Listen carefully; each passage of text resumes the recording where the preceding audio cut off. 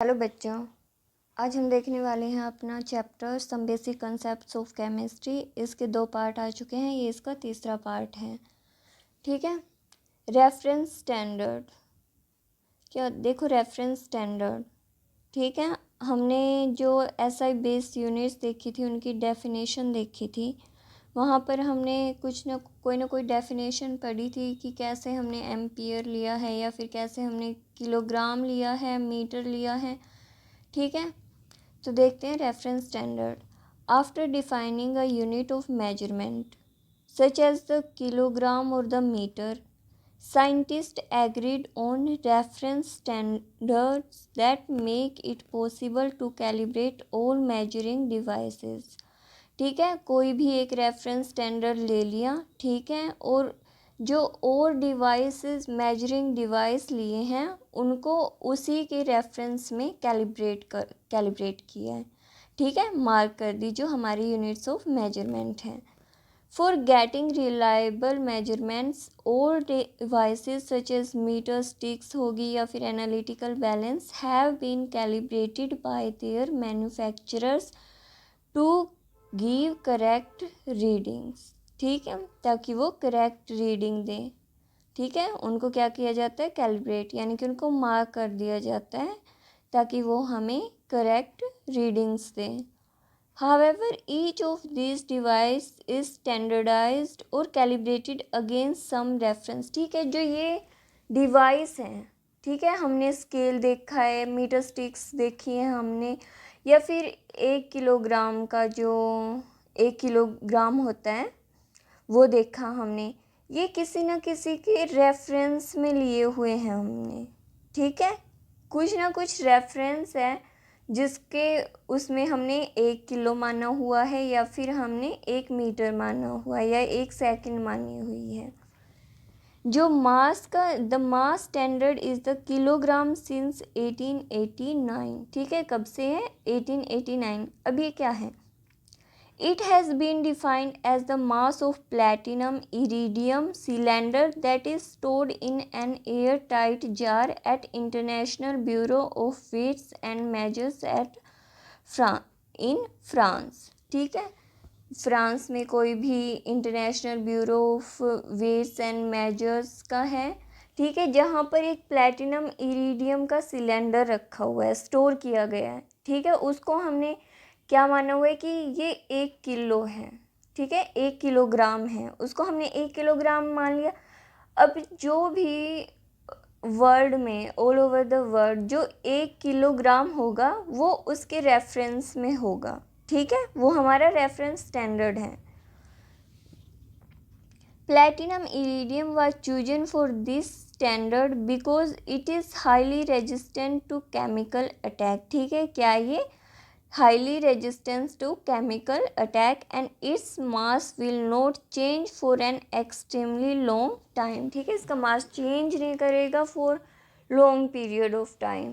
ठीक है, जो scientist are in search of a new standard for mass. ठीक है, अब साइंटिस्ट किसकी सर्च में हैं, कोई उनको नया स्टैंडर्ड मिल जाए मास के लिए। This is being attempted through accurate determination of Avogadro constant. ठीक है, एक्यूरेट डिटर्मिनेशन के लिए work on this new standard focus on ways to measure accurately the number of atoms in a well defined mass of sample। ठीक है, कोई भी well defined mass है किसी भी सैंपल का, उसमें क्या करना है, to measure accurately the number of atoms। ठीक है, कि कितने नंबर ऑफ एटम्स हैं, इसके ऊपर फोकस है। One such method which uses X-rays to determine the atomic density of a crystal of ultra pure silicon। ठीक है, इसका एक मेथड क्या है, uses X-rays to determine the atomic density of a crystal of ultra pure silicon has an accuracy of about 1 part in 10 raised to power 6। कितनी accuracy है इसकी, about 1 part in 10 raised to power 6 but has not yet been adopted to serve as a standard। लेकिन अभी तक इसको adopt नहीं किया गया है ये एज ए स्टैंडर्ड इसको हम यूज़ करें। There are other methods but none of them are presently adequate to replace the platinum iridium cylinder। ठीक है, और भी बहुत सारे मेथड ढूंढे होंगे साइंटिस्ट ने, लेकिन अभी तक ऐसा कोई भी मेथड नहीं मिला जो रिप्लेस करे किसको, प्लैटिनम इरिडियम सिलेंडर को। No doubt changes are expected within this decade. ठीक है, सोच रहे हैं कि इस डिकेड में क्या हो जाए, कुछ ना कुछ चेंज हो जाए, इसकी एक्सपेक्टेशंस है। The meter was originally defined as the length between two marks on a platinum iridium bar kept at a temperature of 0 degree Celsius in 1960। ठीक है, देखो पहले क्या था, मीटर कैसे डिफाइन किया गया था स्टार्टिंग में, कि जो लेंथ है between 2 marks on a platinum iridium bar kept at a temperature of 0 degree Celsius. ठीक है, ये ओरिजिनली हमने मीटर को ऐसे डिफाइन किया था, लेकिन विद इन टाइम, जैसे कि with time in 1960 the length of the metre was define. ठीक है, 1960 में लेंथ की जो यूनिट है मीटर, उसको कैसे डिफाइन किया गया, as 1.65076373 into 10 raised to power 6 times the wavelength of light emitted by a krypton laser। ठीक है, इतने टाइम्स किसका, wavelength of light emitted by a krypton laser. ठीक है, krypton laser, although this was a number. ठीक है, ये भी कुछ ऐसा ही नंबर था। It preserved the length of the metre at its agreed value. It preserved the length of the meter at its agreed value। जो meter was redefined in 1983 by CGPM as the length of the path traveled by light in vacuum during a time interval of a second। Similarly to the length and the mass, there are reference standard for other physical quantity। ठीक है, जैसे हमारे length के हैं या फिर मास के reference standard है, ऐसे ही जो और फिज़िकल क्वांटिटीज़ हैं उनके भी रेफरेंस स्टैंडर्ड हैं, जैसे कि सेकंड हो गया या फिर एम्पियर हो गया। ठीक है, इनके भी कोई ना कोई रेफरेंस स्टैंडर्ड लिया है हमने। अब ऐसे ही थोड़ी ना कि किसी को भी उठा के हमने ये बोल दिया कि ठीक है ये 1 मीटर बोल दिया, किसी न किसी को हमने रेफरेंस स्टैंडर्ड माना है कि इसको 1 मीटर बोल दिया, और जो और मेजरिंग डिवाइस है हमारे उनको हमने उसके अकॉर्डिंग कैलिब्रेट किया है। देखो, जो हमारी केमिस्ट्री है उसमें हम एक्सपेरिमेंट्स करते हैं या फिर कोई भी थ्योरेटिकल कैलकुलेशन करते हैं, तो हमें उसको रिपोर्ट भी करना होता है डाटा को। ठीक है, जो भी हमने डाटा कैलकुलेट किया है या एक्सपेरिमेंट से जो भी डाटा आया है, ठीक है, तो हमें उसको रिपोर्ट भी करना होता है, उसको प्रेजेंट भी करना होता है। उसको हम प्रेजेंट कैसे करते हैं कि वो ज़्यादा से ज़्यादा क्या हो, सर्टेन हो, उसमें अनसर्टेनिटी कम हो। ठीक है, अब कैसे करेंगे वो हम देखते हैं। साइंटिफिक नोटेशन क्या होती है, पहले हम ये देखते हैं कि साइंटिफिक नोटेशन क्या। अब जो केमिस्ट्री है उसमें या तो बहुत बड़े बड़े नंबरों से डील करना होता है या फिर बहुत ही छोटे छोटे नंबरों से डील करना होता है। अब हम इतने बड़े बड़े नंबरों को बार बार लिखेंगे ये तो पॉसिबल नहीं है कि फिर तो हम इनको ही लिखते रह जाएंगे। ठीक है, या फिर इतना छोटा नंबर है, ये किसका मास है, हाइड्रोजन के एक एटम का। ठीक है, या फिर ये कितना है, हमारा एवोगैड्रो नंबर। ठीक है, तो इतने बड़े बड़े या फिर इतने छोटे छोटे नंबर से डील करते हैं हम केमिस्ट्री में। ठीक है, तो अब हम इनको कैसे लिखेंगे, कैसे रिप्रेजेंट करते हैं, हम इसको कैसे प्रेजेंट करते हैं, कैसे डिनोट करते हैं। ठीक है, शॉर्ट फॉर्म में। ठीक है, तो उसको हम क्या बोलते हैं, साइंटिफिक नोटेशन। ठीक है, अब साइंटिफिक नोटेशन क्या होती है हम वो देखते हैं कैसे रिप्रेजेंट करते हैं। This problem is solved by using scientific notation for such numbers, that is exponential notation in which any number can be represent in the form of n into 10 raised to power n। ठीक है, ये है हमारी scientific notation, जिसमें ये वाला n है वो क्या है, वो किसके बीच में आएगा, वेरीज करेगा बिटवीन 1.000 से 9.999 तक, ठीक है। n की वैल्यू कहाँ से कहाँ तक वेरी कर रही है, 1.00 से 9.99 तक, ठीक है। जो ये n है ये नेगेटिव भी हो सकता है, पॉजिटिव भी हो सकता है, ठीक है। पॉजिटिव और नेगेटिव वैल्यूज़ हो सकती हैं इसके, ठीक है। तो इन बड़े बड़े या छोटे छोटे नंबरों को हम इस फॉर्म में दिखाएंगे और ये हमारी क्या है, साइंटिफिक नोटेशन, ठीक है। वी कैन राइट 232.508 को एज 2.3250 इंटू 10⁻², ठीक है, इन साइंटिफिक नोटेशन।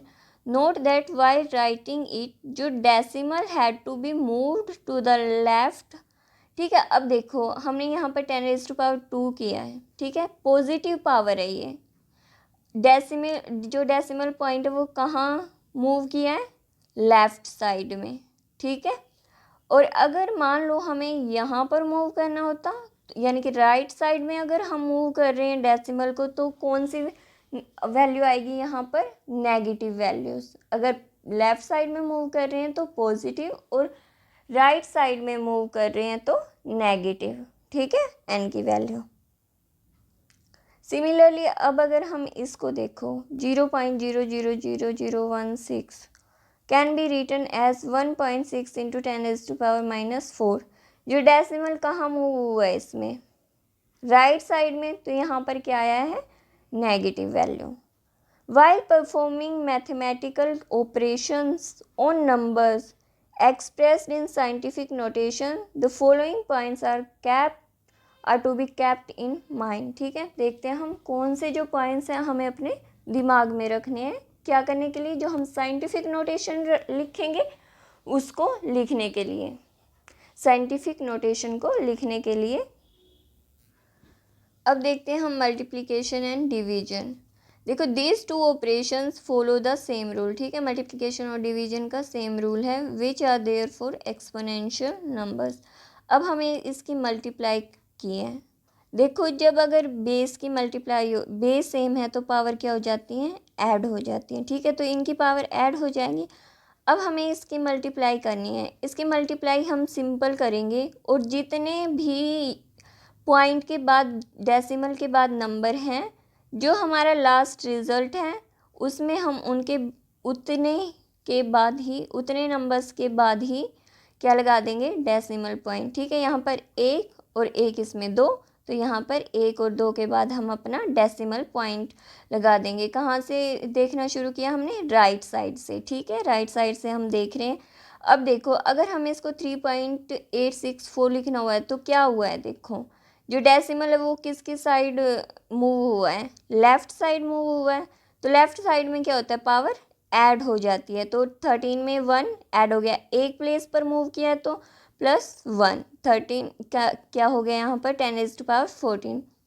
अब हम देखते हैं इसमें, देखो इसमें भी बेस सेम है तो पावर ऐड हो जाएगी। यहाँ पर अब इनकी मल्टीप्लिकेशन देखो, सिंपली हम इनको मल्टीप्लाई करेंगे जैसे करते हैं, और जितने भी पॉइंट के बाद, ठीक है, जितने भी नंबर के बाद पॉइंट है उनको हम देखेंगे 1 और 2, तो जो भी हमारा रिजल्ट आएगा उसमें भी हम 2 के बाद हमारे डेसिमल पॉइंट लगा देंगे, ठीक है। अब इसमें लेफ़्ट की साइड मूव किया है तो पावर क्या होगी, ऐड होगी, 10⁻⁻7। अब देखो -7 ज़्यादा है या -8 ज़्यादा है, ये बताना आप लोग।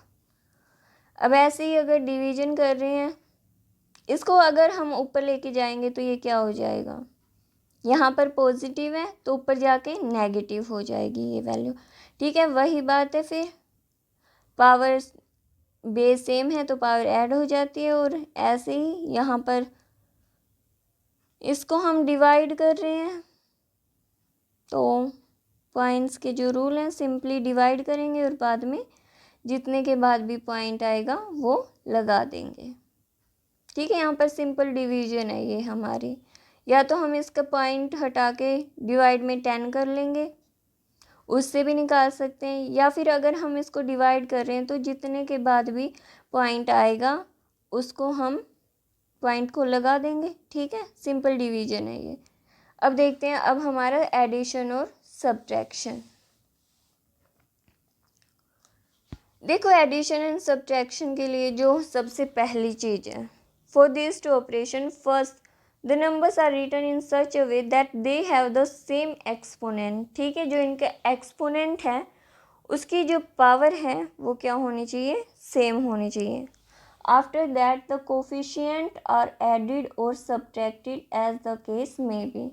ठीक है, जैसे कि यहाँ पर देखो 10⁴ है, 10⁴ है, तो ये दोनों क्या होनी चाहिए, सेम होनी चाहिए, तभी हम उसको ऐड या सब्ट्रैक्ट कर सकते हैं। ठीक है, एडिशन और मल्टीप्लिकेशन सिंपल है।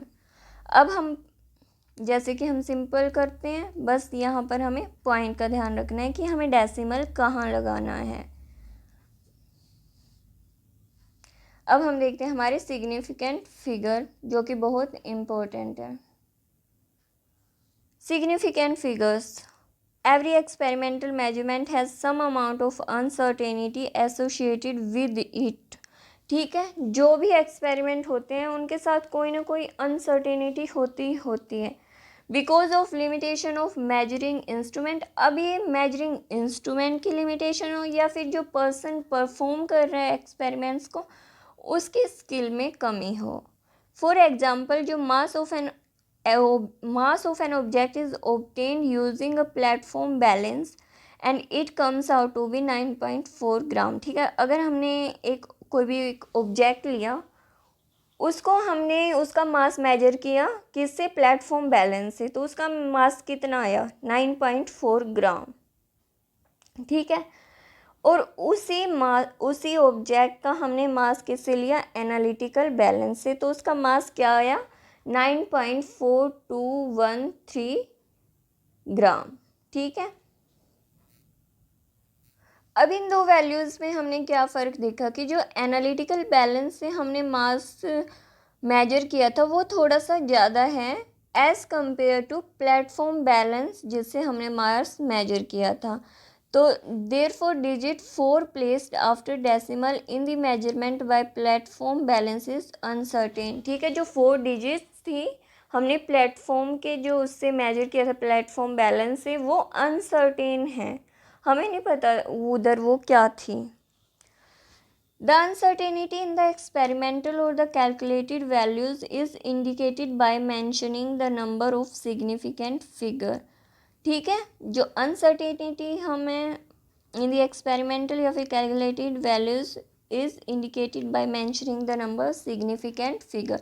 अब क्या होते हैं, are meaningful digits which are known with certainty plus 1 which is estimated or uncertain. ठीक है, are meaningful digit plus 1 uncertain digits. Uncertainty is indicated by writing the certain digits and the last uncertain digits।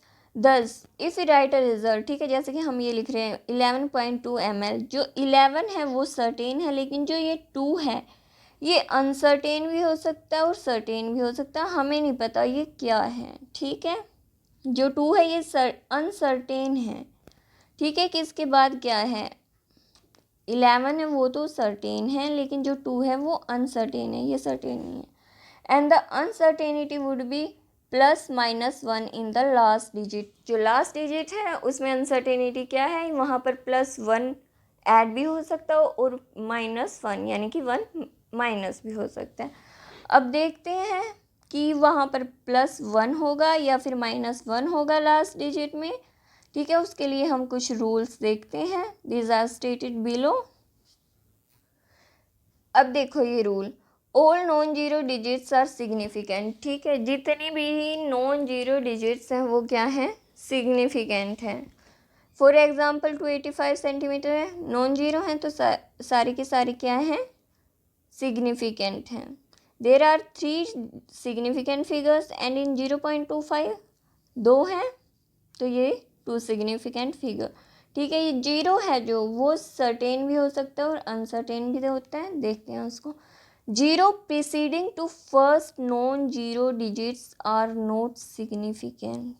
ठीक है, zeros preceding to first non zero digit. ठीक है, first non zero digit से आगे की जितनी भी जीरो हैं वो क्या हैं, इनसिग्निफिकेंट। ठीक है, तो इसमें कितने सिग्निफिकेंट हैं, 1 और इसमें कितने हैं 2 सिग्निफिकेंट फिगर है।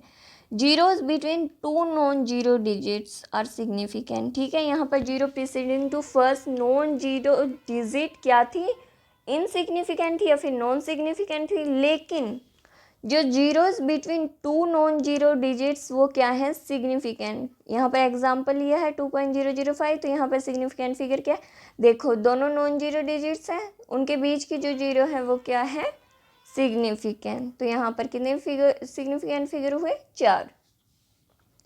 Zeros at the end or right of a number are significant. ठीक है, या तो एंड में हो या फिर राइट साइड। ठीक है, राइट साइड ये होती है। जीरोज बिटवीन टू नहीं zeros at the end or right of a number are significant provided they are on the right side of the decimal point, की जो डेसिमल पॉइंट है उसके राइट साइड में होनी चाहिए। फॉर एग्जाम्पल 0.200 डेसिमल पॉइंट के right side में होनी चाहिए, एंड में हो या फिर राइट साइड में हो तो वो क्या होंगी सिग्निफिकेंट फिगर। ये वाली जीरो नहीं होगी, लेकिन ये वाली जीरो क्या है significant figure. But if otherwise जो terminal zeros are not significant if there is no decimal point. ठीक है, कि अगर कोई डेसिमल पॉइंट नहीं है तो जो टर्मिनल जीरो है वो क्या है वो सिग्निफिकेंट नहीं है, ये ध्यान रखना है। लेकिन जैसे ही हम वहाँ पर डेसिमल पॉइंट लगा देते हैं वो क्या हो जाता है वो सिग्निफिकेंट हो जाती हैं जीरो। यहाँ पर क्या है 3, यहाँ पर 4 हैं। Such numbers are better represented in scientific notation. ठीक है, कैसे रिप्रेजेंट किए जाते हैं ये साइंटिफिक नोटेशन में। कैसे करेंगे हम, देखो अब यहाँ पर we can express the number 100 as 1 into 10 raised to power 2 for one significant figure, 2 में 1.0 into 10 raised to power 2 significant figure, और यहाँ पर 1.00, इसमें कितने हैं 3 significant। अब देखो the number of objects for example 2 balls और 20x। ठीक है, जो objects हैं ठीक है उनके नंबर, जैसे एक पेंसिल या फिर एक बुक, 4 पेंसिल, 2 बॉल्स या फिर 20 एग्स। ठीक है, हैव इनफाइनाइट सिग्निफिकेंट फिगर्स। ठीक है, कितने सिग्निफिकेंट फिगर है इनमें इनफाइनाइट सिग्निफिकेंट फिगर्स है। At these are exact numbers. ठीक है, ये क्या है एग्जैक्ट नंबर्स। ठीक है, तो यहाँ से हम क्या देखते हैं जो एग्जैक्ट नंबर्स हैं उनमें क्या है infinite significant figure and can be represented by writing infinite number of zeros after placing a decimal that is 2। कैसे लिख सकते हैं इनके जो डेसिमल लगा के, और क्या लिख सकते हैं हम इनफाइनाइट नंबर ऑफ जीरोस लगा सकते हैं।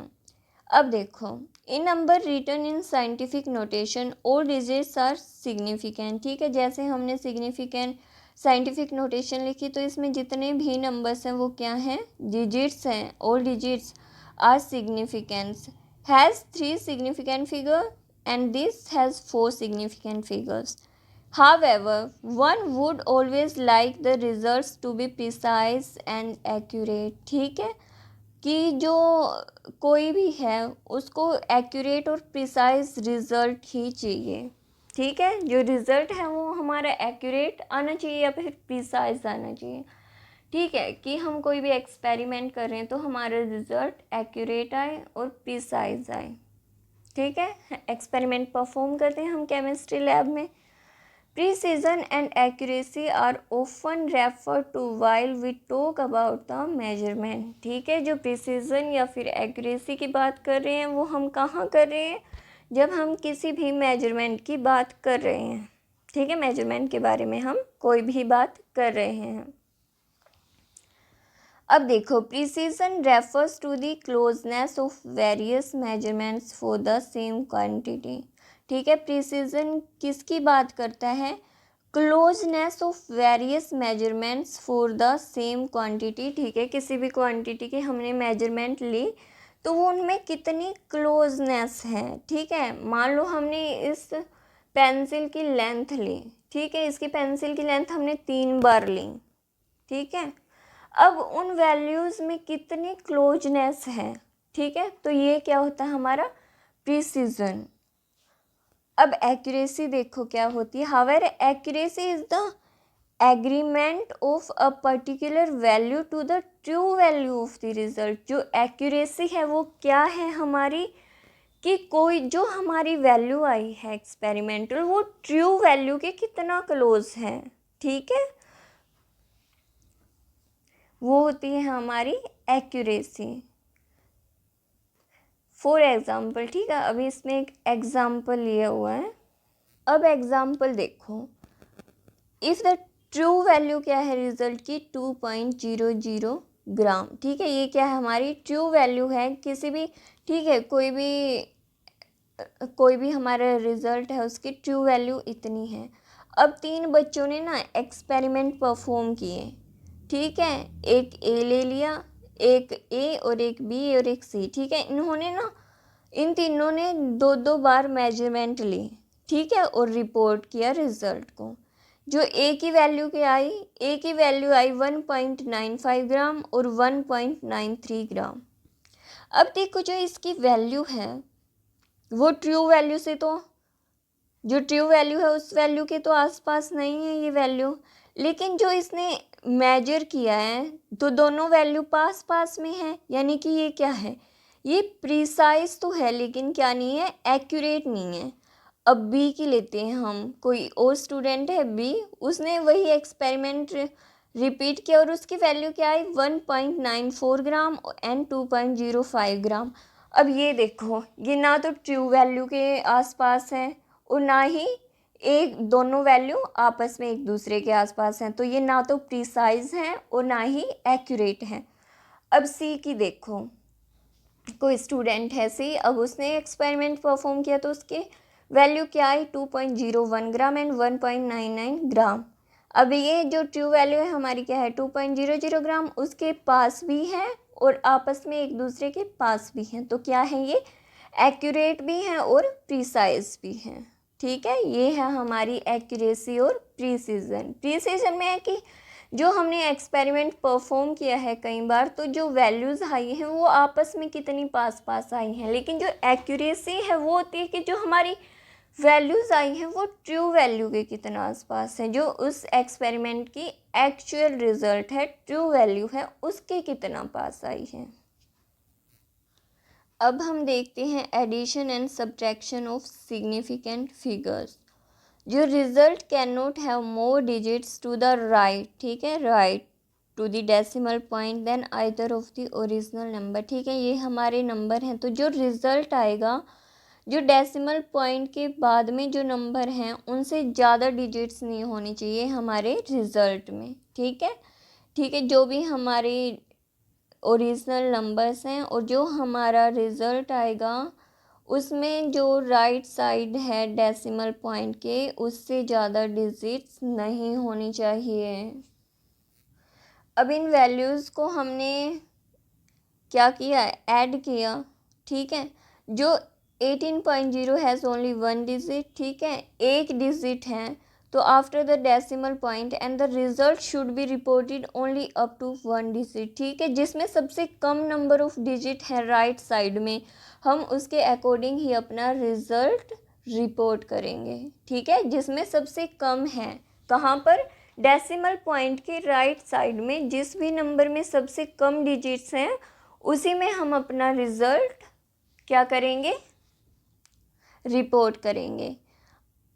अब multiplication and division of significant figure देखते हैं हम।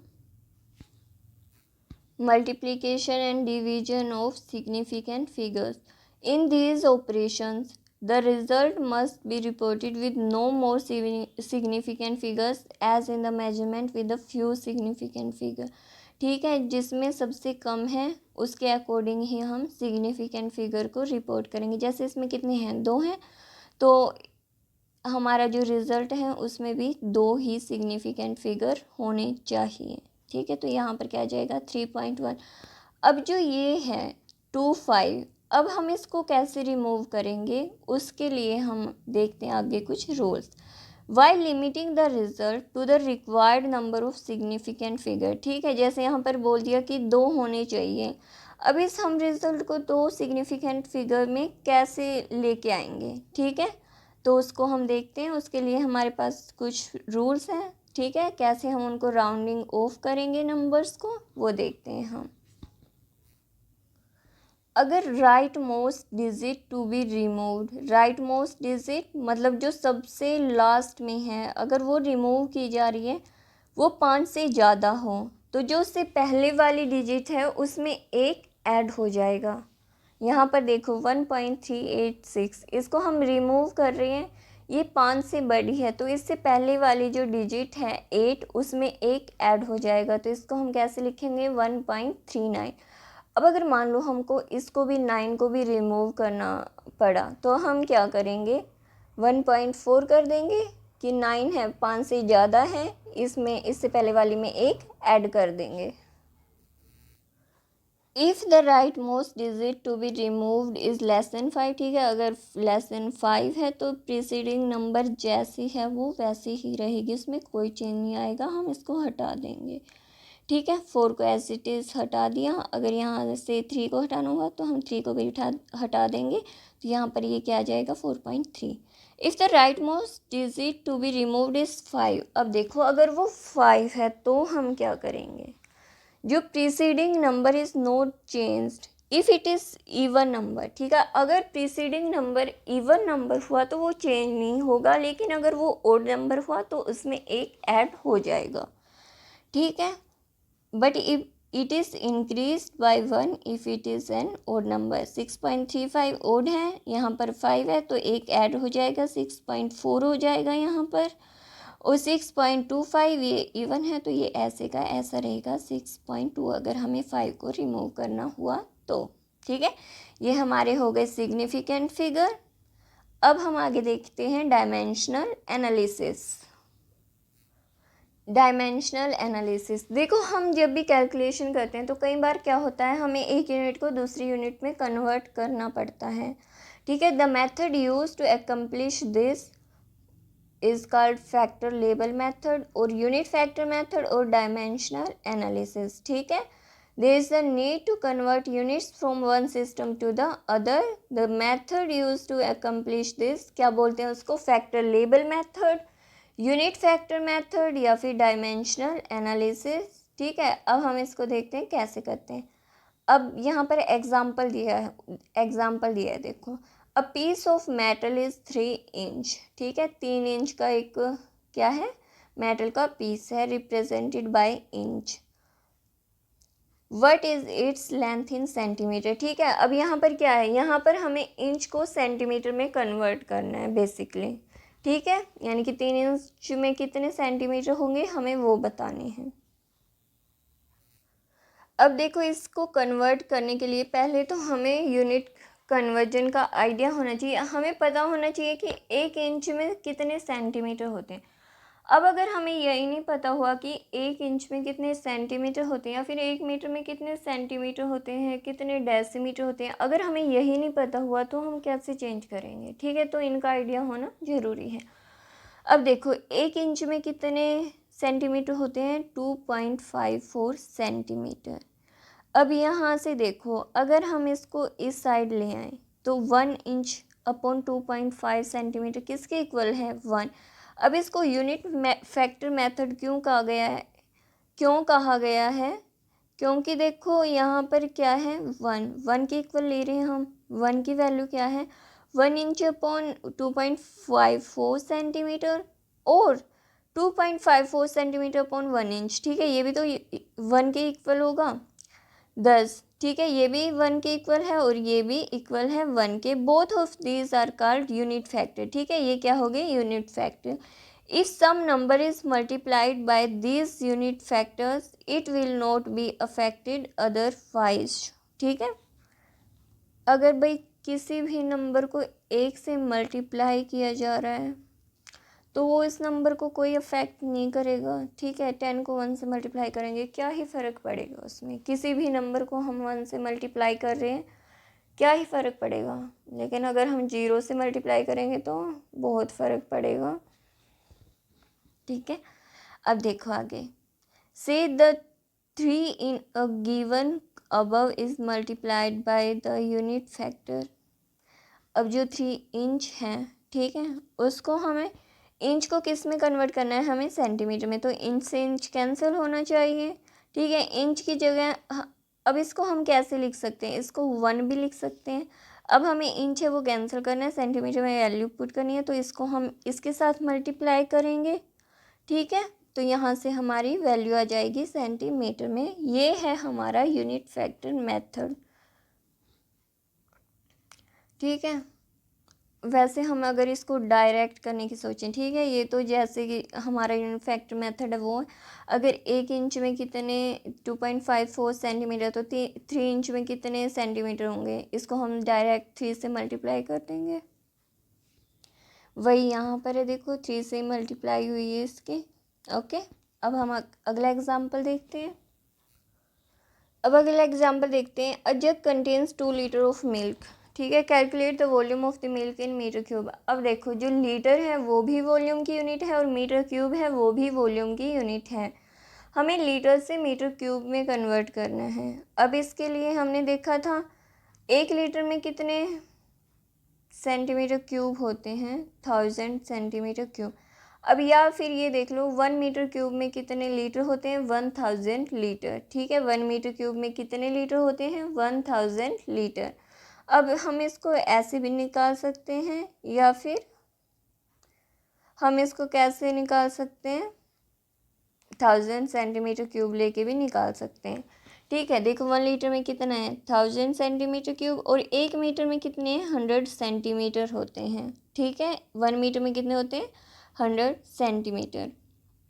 अब यहाँ से हम 1 की वैल्यू निकाल लेंगे, 1 मीटर अपॉन 100 सेंटीमीटर या फिर 100 सेंटीमीटर अपॉन 1 मीटर, ठीक है। यूनिट की वैल्यू है ये, 1 यूनिट की वैल्यू है ये, ठीक है, 1 की वैल्यू है। तो 1 को किसी में मल्टीप्लाई करो या फिर किसी से डिवाइड करो, क्या ही फ़र्क पड़ता है, 1 से डिवाइड करो। अब देखो ये 1 है, इसको हम कहाँ पर पुट करेंगे, 1 मीटर अपॉन 1000 सेंटीमीटर। अब हमें ये क्यूब में चाहिए, पहली बात तो ये है, ठीक है। इसका क्यूब कर देंगे हम और इधर से इसका क्यूब हो जाएगा। 1 metre cube upon 10⁻6 centimetre cube equal to है 1 के, ठीक है। तो ये 1 के इक्वल है, लीटर से मीटर क्यूब में कन्वर्ट करना है। तो हम क्या करेंगे, 2 लीटर को 2000 सेंटीमीटर क्यूब में कन्वर्ट कर लेंगे, ठीक है। इसको भी सेंटीमीटर क्यूब में कन्वर्ट कर लेंगे, तो 2000 सेंटीमीटर क्यूब हो गया। अब हमें इसको मीटर क्यूब में कन्वर्ट करना है, तो हम 1 की वैल्यू पुट कर देंगे यहाँ पर, 1 metre cube upon 10⁻⁴ centimetre cube. अब यहाँ पर देखो यूनिट से यूनिट कैंसिल होती है, जैसे न्यूमेरिकल वैल्यू को हम कैंसिल करते हैं, ठीक है। तो ऐसे ही हमारी यूनिट से यूनिट कैंसिल हो जाएगी, सेंटीमीटर क्यूब से सेंटीमीटर क्यूब कैंसिल। 10⁻³ है, यहाँ पर 10⁻6 है, तो 10⁻³ कैंसिल हो जाएगा, यहाँ पर 10⁻³ होगा, जो ऊपर जाके किस में आ जाएगा, नेगेटिव में। यहाँ पर पॉजिटिव है, ऊपर जाके नेगेटिव हो जाएगा। तो यहाँ पर हमारी वैल्यू आ गई सोल्व करके 2 × 10⁻³ मीटर क्यूब, ओके। अब देखो अगला example, how many seconds are there in 2 days. 2 days में कितनी सेकेंड्स होती हैं। अब फर्स्टली तो हमें ये पता होना चाहिए 1 डेज में कितने आवर होते हैं, 24 आवर। 1 आवर में कितनी मिनट होती हैं, 60 मिनट। और 1 मिनट में कितनी सेकंड्स होती हैं, 60 सेकंड्स, ठीक है। तो हमें डे से सेकंड्स में कन्वर्ट करना है। तो पहले हम देखते हैं 1 डे में 24 आवर्स होते हैं, तो यहाँ पर 1 की वैल्यू निकाली, 1 डे अपॉन 24 आवर, या फिर 24 आवर अपॉन 1 डे, या फिर 1 आवर में अब हमें मिनट की उसमें करना है, तो 1 आवर अपॉन 60 मिनट, या फिर 60 मिनट अपॉन 1 आवर, ठीक है। For converting 2 days two seconds, अब हम इसको सेकेंड्स में कन्वर्ट करेंगे, ठीक है। अब ऐसे ही हम क्या निकाल लेंगे, 60, अगर हमें 1 मिनट में कितने सेकेंड्स होती हैं, 60 सेकेंड्स होती है, तो 1 मिनट अपॉन 60 सेकेंड, या फिर 60 सेकेंड्स अपॉन 1 मिनट, किसके इक्वल होगा, 1 के इक्वल होगा। तो यहाँ पर हम 1 की सारी वैल्यू पुट कर देंगे, जो भी हमें डिजायर्ड वैल्यू है उस वे में। The unit factor can be multiplied 2 day, ठीक है। 2 डे को हमें किस में कन्वर्ट करना है, सेकेंड्स में। तो 24 आवर